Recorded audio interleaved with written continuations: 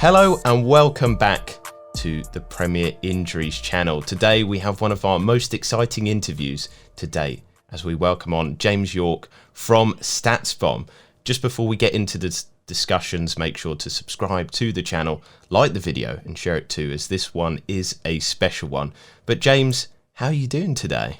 Good, yeah. Thanks for having me on. It's always fun to come and talk football. I don't do that as much as I used to because the company I work for has too many customers in the Premier League and we've got to be nice to them. So that's all this is going to be, just me saying, yeah, good team. Everybody's excellent, and no more analysis than that. I mean, that's kind of sad for a lot of people because obviously the StatsBomb podcast, which was a main staple for kind of, data nerds, data geeks, that was the go-to. Now it doesn't exist anymore, but people can still get their fill of StatsBomb with the conference. So what are you most excited for during the day? That's a good question. I mean, the conference is coming up this Friday at Stamford Bridge. I think the last time you can buy a ticket is Wednesday, so I don't know if this podcast will be out by then or not, so it might be too late. But some of it's being put out on like streamed live, so on the internet, so you can track us down and watch some of it. I don't know, what am I looking forward to? Like last time, it was just a great chance to meet loads of different people, and that was the best thing about it for me was people I especially spoken to kind of remotely in this kind of situation, meeting them in the flesh. And we've got so many more customers in the 2 years since the last conference. Obviously, for some reason we didn't have one last year, can't think why. So it's been really good build a lot of relationships with people across the world of football, and actually getting them in the room and speaking to them and meeting them is probably going to be the highlight for me. And I'm sure for a lot of people, I mean, don't get me wrong, all the people that are presenting and the guests that we've got are high class and will certainly put together some interesting talks. But people, we've missed out a lot in the last year and a half, so it'd be nice to catch up with people and see them again. Even some of my colleagues that I work with, plenty of people I haven't even met because they've started working with the company in the interim. It's funny. All the kind of work from home people, it'll be interesting then for you just meeting people. One of the highlights for me, this is going to sound weird, but the food was exceptional at the conference. Really good stuff. I don't know if it's going to be a similar menu this time around. Let's hope so. I mean, that's outside my remit, but one can only hope that the quality is maintained, because you're not the only person that said that. Yeah, it was really. It's a weird thing to say. Obviously, a football conference, but it could have been a food conference as well. Maybe that's a thing to move into: StatsBomb plus food going forward. But let's talk through what we're here for today. I'm calling it the best and the worst of the Premier League so far. As you said at the beginning, you need to be kind of nice, but hopefully we do dig into some of the foibles of these teams. But we do have to first of all start off with the fact that it's only been 7 game weeks so far. Is it enough to rate teams good or bad? You're getting onto this stage where you can start to kind of like form opinions. I think certainly from a statistical perspective, in the old days you always say like 10 games, 12 games was useful to get a real handle on things. It means that the schedule settled down. There'll be teams that have played Liverpool, Man City, for example, and maybe in Chelsea, and suffered at the hands of them, and they're, from a metrics perspective, they may look a little weaker than they actually are. The converse is true. If you haven't played any of the better teams, your metrics might look a little juicy compared to what they will over time. So yeah, 7 games, we're getting some decent insights, but you'd still like a little bit more to be super confident about things. But yeah, every week that goes by, it kind of settles down a little bit more. I mean, is there an ideal standard of maybe 9-10 game weeks that you would say from then on, pretty certain this is how the season's going to shape up? Yeah, I mean, it can be certainly metrics like expected goals. One of the kind of powers of these things is how relatively quickly they can give you a good kind of like key into the future. In comparison to, say, the league table or points or goal difference, which can be a little bit more noisy. So even at this juncture, you can feel relatively confident that some of the metrics have got more signal than you would hope for, and kind of understand where teams are at. Certainly, the very top and the very bottom of the table look quite clear at this point. I would say. And that usually kind of comes to fruition relatively quickly, and we're probably at a stage now where we could actually have some confidence that we're actually kind of getting there. So before we move on to the good and the bad teams analysis, final question on this kind of early season period. Who do you think might be the biggest movers then? You said at the top and the bottom, maybe that's a little bit settled. Who in the middle are the ones that could throw a few surprises? I mean, Brighton are interesting. Their metrics were good all last season. They had kind of like positive expected goal difference like throughout, yet they actually skewed the other way. I think their goal difference was negative. That's quite scarce to actually straddle the good to bad kind of divide. The table and the goal difference might say this is not such a good team, but the metrics will say they're actually a little bit better. So that's been kind of fun. I think there are a lot of people that are interested in how well they've been doing so far this season. But I think Wolves are interesting as well. New managers, slightly different style of play. Not really getting the rewards yet. Their metrics look pretty solid so far, yet they haven't really got much of the kind of rewards to go with it. So there are a couple of teams that are interesting, straight off the bat. The best of this league is very good, and I would personally class that as Man City, Liverpool, with Chelsea probably in that order. Beyond that, Man United are probably a solid enough fourth, and then it's really interesting because Arsenal and Tottenham, their metrics aren't strong. They're the biggest sides there. Even Leicester, who've been consistent the last couple of years, their metrics aren't particularly strong right now. So it's a real kind of fist fight for the kind of like 5th, 6th, 7th, 8th places in the league. And if you're pointing in the right direction and get the results going your way, you can really compete in there, as we saw West Ham did last season. Well, you've kind of moved the discussion on nicely for me there. In terms of the metrics, Liverpool are looking absolutely fantastic in terms of their XG. They're looking right up there. I mean, first and foremost, how have they come so good once again? They were never so bad. That's one of the things that metrics help you kind of like ascertain. Obviously, they had injuries and their results. They struggled during the midsection of last season, but one of the things, they were losing games, and obviously they had no centre backs. So okay, that's the reason. Well, okay, that's nothing to do with like a 90-shot run of shooting with no goals. Their Liverpool strikers are excellent. They're forward, their front three or front four now with Jota rotating in are all really exceptional players. So the idea that Liverpool are suddenly this team that's can't finish, it seemed absurd. But throughout all of last season, Liverpool's metrics stayed relatively strong. So the fact that they've got their team fit and their players inevitably started scoring again isn't actually that big a surprise. I think if anything is a small surprise at this point is that it feels like they have right now they're as good as they've ever been. And maybe we're slowly kind of like understanding that a little bit. There was a lot of kind of controversy in the summer, I know, about the fan base because they didn't sign any players, or they only signed Canante. And the thing is, you see the team that they're putting out week on week and see how well they're playing and see the metrics they're putting up, and it's like, well, their first team is still really good. Down the line, they'll have to make decisions over some of their kind of 29, 30, 31-year-olds. But for now, there isn't a big decision to be made at Liverpool, and the team is, repeatedly putting out really strong form and backing it up with the results, certainly since about March time or something. I don't think they've lost a game. And yeah, they've looked really strong.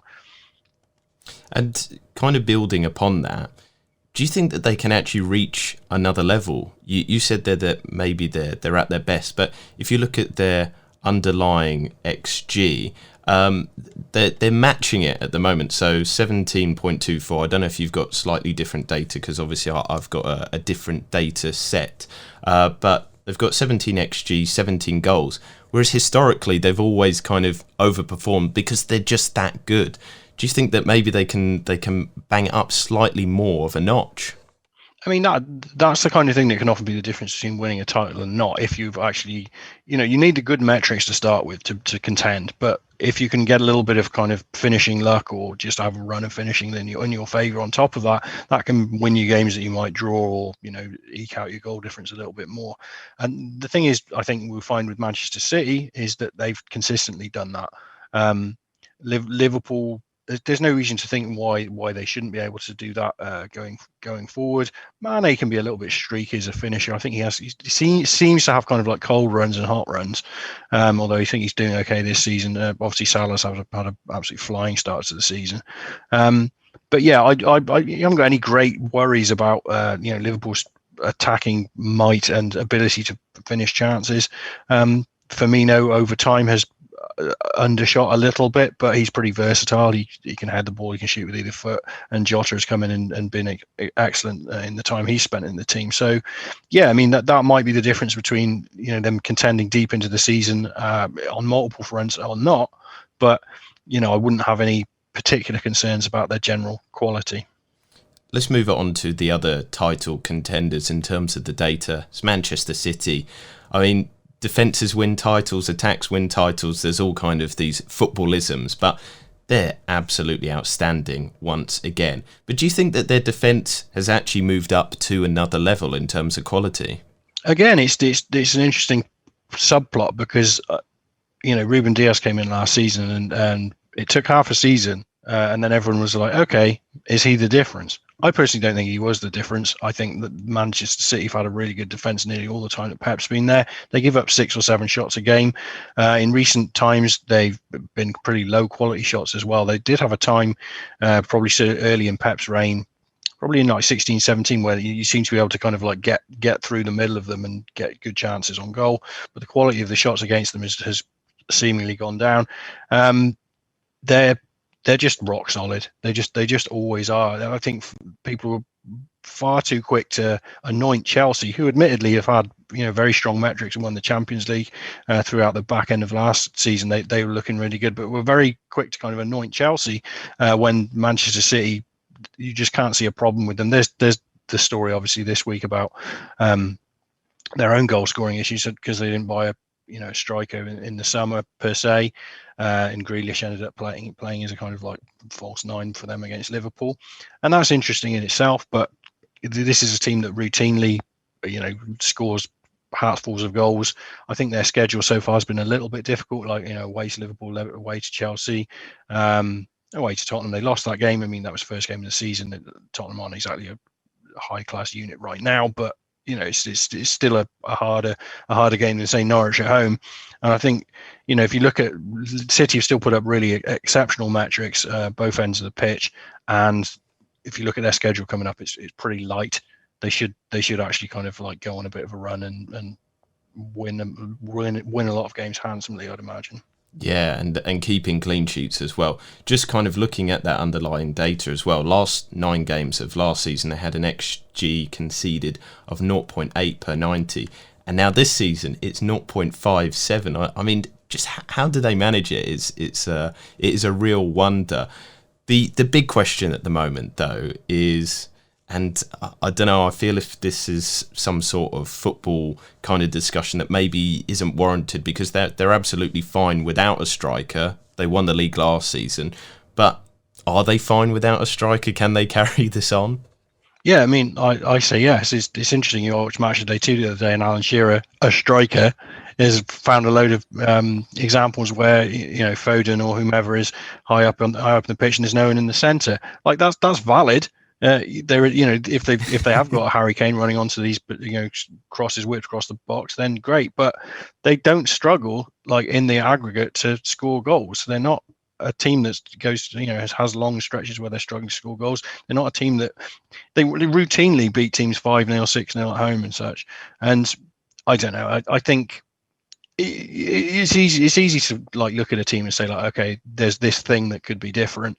You could pick any team in the league and pick at least one thing that you'd like to change, but does that actually make them less successful? Well, as long as their metrics stand up and as long as they're winning games and as long as they're succeeding, then it's kind of a bit of a moot point, I think.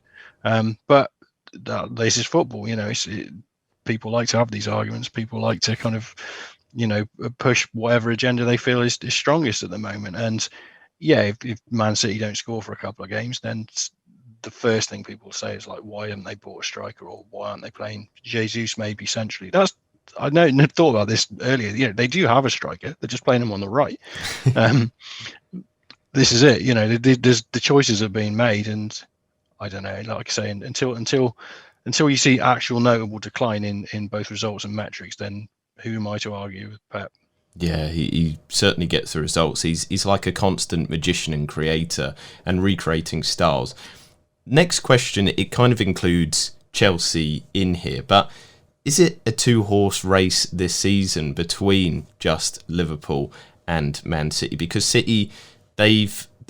Chelsea are looking good. They've had some good numbers, but in terms of XG difference per game, they're nowhere near Liverpool and Man City, are they?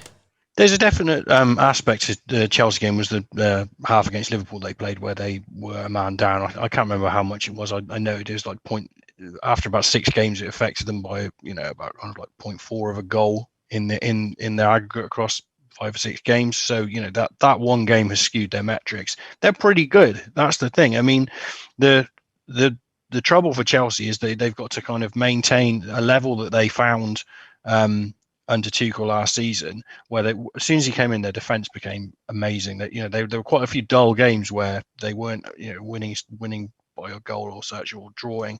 People think, oh, what's going on with this? And you looked at the numbers, and they're giving up 5 or 6 shots a game, and plenty of clean sheets. Now, if they can get back to a stage where they're replicating that, they've got plenty of firepower going forward. They can compete quite deep into the season. But I think one of the things for Chelsea is they kind of have to prove it. Like Liverpool and Man City have done it for the last 2 or 3 seasons and shown like consistently good metrics. Now you can run hot and cold off your metrics, and that can affect you, and it can give one or either of those teams a title. But Chelsea still have to kind of like do that over a whole season, and it's quite hard to kind of like bounce forward. You think, how many points have Chelsea got to kind of bounce forward to actually win a title from last year? I mean, I think they got, I don't know, was it somewhere around 70 points last year? So I can't remember off the top of my head. But, they're going to have to come forward about 20 points. And that's not easy. Far from me to write them off and say they can't do it. I wouldn't be betting that way myself. And I think they are almost certainly good for the third. Those top 3 teams are a league above the rest of the mini league above the rest of the league right now. But it's interesting because 3 weeks ago, I think people were generally a little warmer on Chelsea.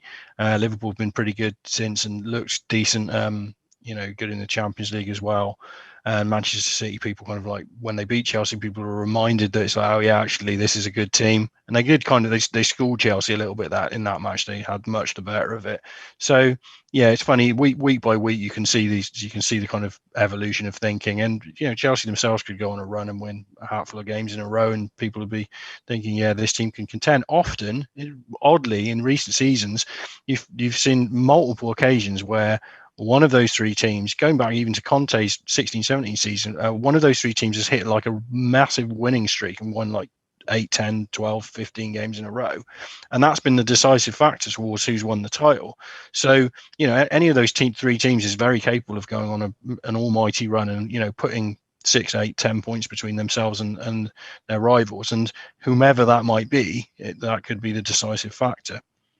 And just one last question on Chelsea. Defensively, I've looked at some of their numbers, and they're not as good as they were in the last 9 of last season. But then attacking-wise, they're improved. Does that kind of equate to they have improved as a whole from last season, or do you think that they're about the same? Yeah, I mean, it's an interesting point. Obviously, one thing that doesn't necessarily come out in the metrics so clearly, or maybe it does, but you don't know how they're being trained to peak. If you're one of these big 3 teams, you need to be at your best in April and May, when the business ends of things going down. Sure, you want to be, winning games all the way through the season.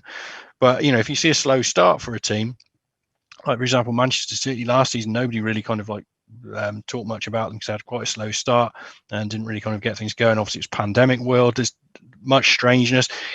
Tuchel's first summer where he's actually had the whole summer at it to kind of like train them and organize things. There's all these things that you don't necessarily know about. So yeah, I mean, I think Chelsea will be dangerous throughout this season in multiple competitions. Partly it could be a case of Tuchel came in and decided to fix the defence and see what he could do with that, and then build from there. And maybe he wants to be a little bit more expansive this season. Having signed Lukaku as a striker, realizing that you can get a certain level of quality out of your defence regardless. Maybe they are, going to kind of attack a little bit more, and that balance will change a little bit. I mean, the thing is, if you're creating far more chances than your opponent, it doesn't really matter if you're taking 16 shots and your opponent's getting 8, or if you're taking 20 shots and your opponent's getting 12. It's that kind of dominance and the fact that you're kind of creating more and winning more off the back of it. So yeah, there's different ways to dominate, and the fact that you are dominating is probably more important than the kind of specific structure of whether it's skews towards your attack or your defense, at least from a metric perspective. So we talked about the big boys at the top there, as you said, almost in a mini league of their own. So let's turn our attention to maybe some of the other teams that are doing quite well in the league. I think West Ham have done well, but we don't really need to kind of examine them, because I want to bring to the fore maybe some teams that were overlooked or that people didn't expect them to do fantastically well this season. Let's start off with the Toffees, Everton. In terms of it, Ancelotti did leave them in a sticky situation before the start of the season. But now they almost seem like a better team from the departure of Ancelotti and bringing in Rafa. Defence, currently a weak point. Do you think that's a personnel issue, or have they just been unlucky so far?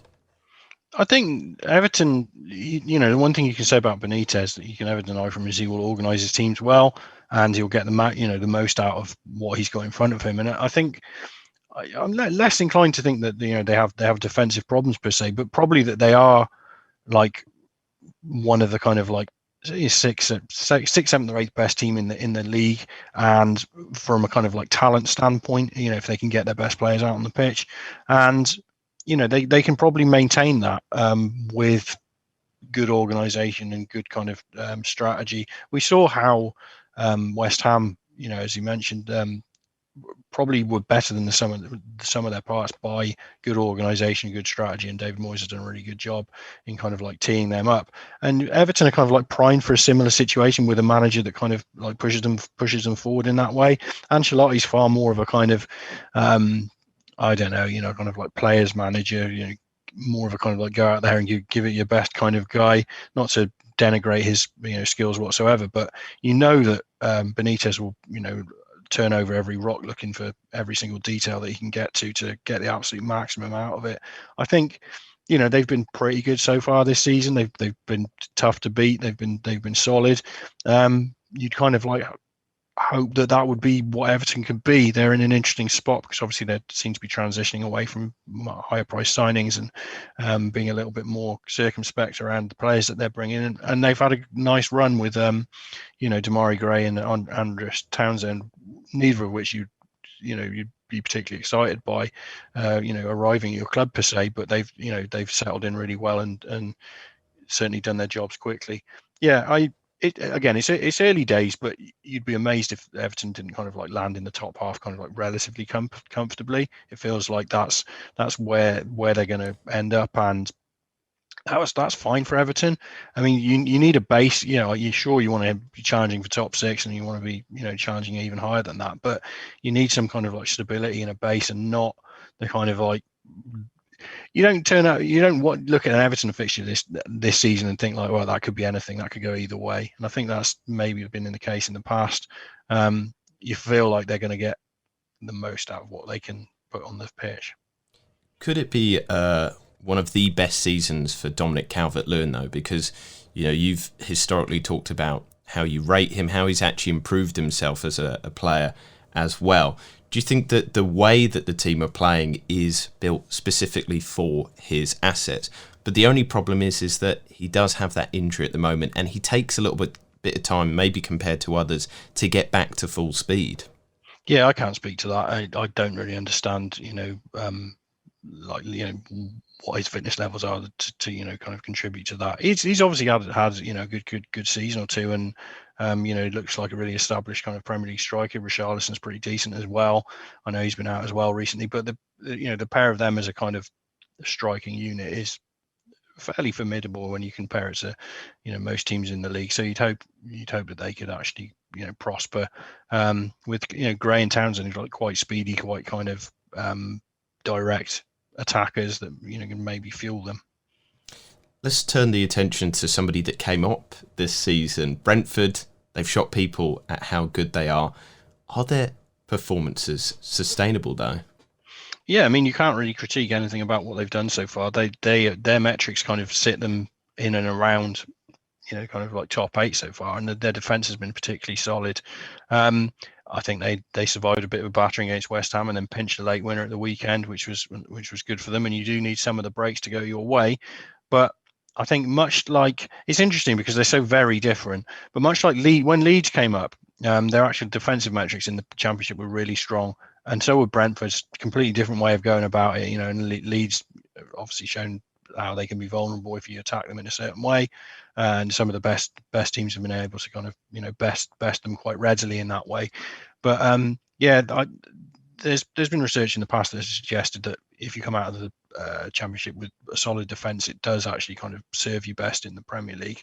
And it feels like at this point that Brentford are kind of situated in a similar way to that. And there's another similarity with Leeds insofar as that they were certainly one of the best teams in the Championship the year before they came up as well. So 2 seasons of being very, very solid in the Championship and then landing in the Premier League. Kind of like sets them in a good position. And of course, their recruitment's been really good. It was only the other day I was thinking about how many, Ollie Watkins and Neil Maupay, Said Benrahma, these are all ex-Brentford players that are rocking up and basically starting for Premier League teams now. This is really good recruitment, and it shows that there's kind of like thought and consideration that's gone through that, and a little bit of luck. Recruitment isn't all, it's not an entirely infallible part of the business, but they've done really well getting the right players through their team, and they've maintained their team from last season. Made a couple of signings, not been overly extravagant or trying to change things too much. Realised that they have got a good team that can potentially compete, certainly against the the lesser teams in the league. You don't, not to denigrate any team in the league, but you don't think, oh, Brentford versus a bottom half team in Premier League, is a kind of like game they can't win. You can see them on that level quite readily and realise that they do have that talent within the side. And does it give you confidence as well, the fact that they have played, a real spread of teams? They've played, as you mentioned there, West Ham, Liverpool, and even you'd say Aston Villa, a fairly competent, good defensive side. And then they played those teams that people might have assumed were around them, and they've got points there as well. Does that kind of signify to you that they're ready for any sort of team that they're playing against? Yeah, I mean, there's nothing in their early games that makes you feel like they haven't acclimatized. They're potentially, like any promoted team, a couple of key injuries could set them back somewhat. Obviously if Tony was out, then where might their goals come from? They're pretty ready. They get them from around their team, but that goes for anyone. You can't account for everything. You can't have, only the very best teams have got replaceable players in throughout the kind of first 11. But yeah, there's nothing at the moment that makes you think like there's a problem at Brentford, or that they won't be able to kind of like solidly compete and land wherever they land this season. If you're at this point, you'd probably say, I don't know, if everything went brilliantly, they'd finish like 8th or 9th or something. If things weren't so great, 15th, 16th, all of those results and everything in between is great. It's first season of the Premier League. You just want to stay up. Give me 17th place on the first day, and I'll take it, kind of thing. So, yeah, I mean, you don't feel like they're going to get dragged into it. They don't. The metrics are good so far. They've got a good base, and why would they get dragged into it?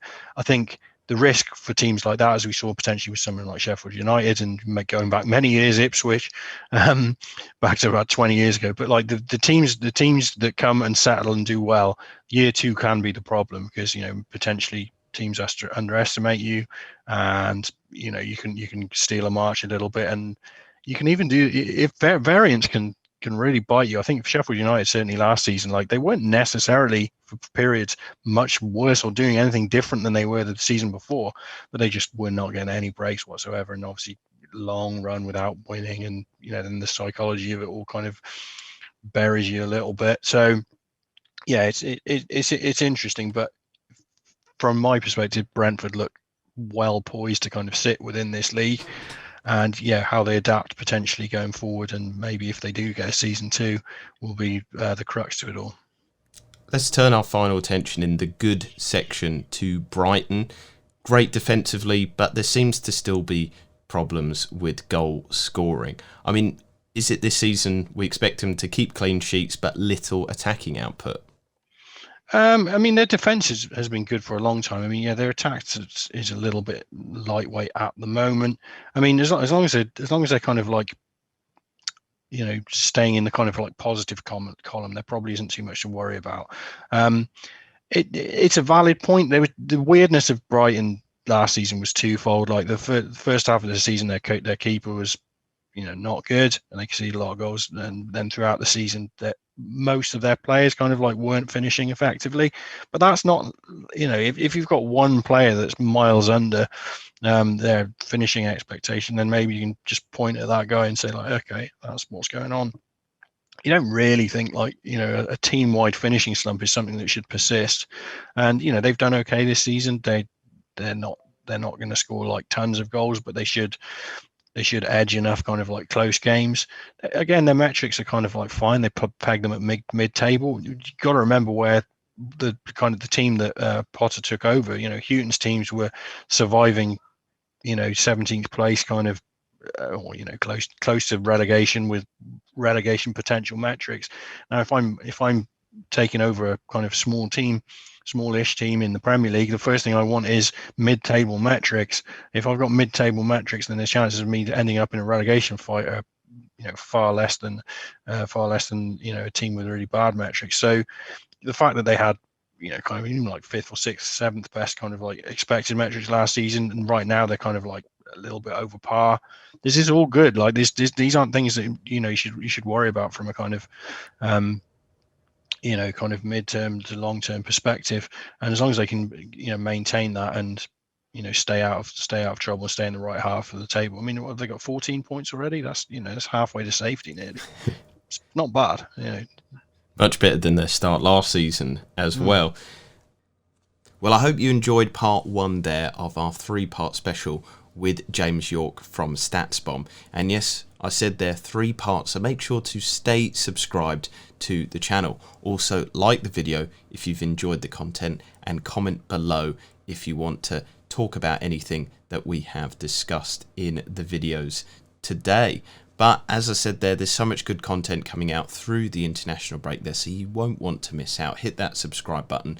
But for now, I'm going to wish you the best of luck, maybe if you're tinkering with your wildcard teams, or if you're just waiting for the Premier League to come back. Premier Injuries channel is the best place for it. But for now, goodbye.